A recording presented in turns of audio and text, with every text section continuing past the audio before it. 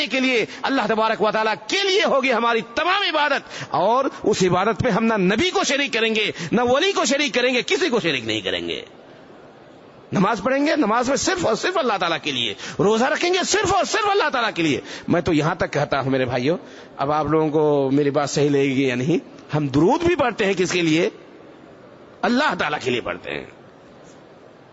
ہم درود بھی پڑھتے ہیں تو کس کے لیے میرے بھائیوں؟ یہ ثواب کس سے امید رکھتے ہیں؟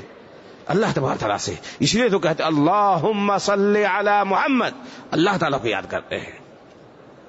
اس لیے ان تمام چیزوں کے جان لینے کے باوجود اگر ایک مسلمان یہ سوچتا ہے کہ نہیں فلاں مسئلہ فلاں کے لیے ہے، فلاں مسئلہ فلاں کے لیے ہے، فلاں مسئلہ فلاں کے لیے ہے، فلاں مسئلہ فلاں کے لیے ہے، میرے لیے نہیں، اس کے لیے نہیں، میں فلاں امام کو مانتا ہوں اس لیے میرے مسائل الگ ہیں، میں فلاں امام کو مانتے ہوں اس کے مسائل الگ ہیں، میرے بھائی وہ آدمی گمراہ ہے۔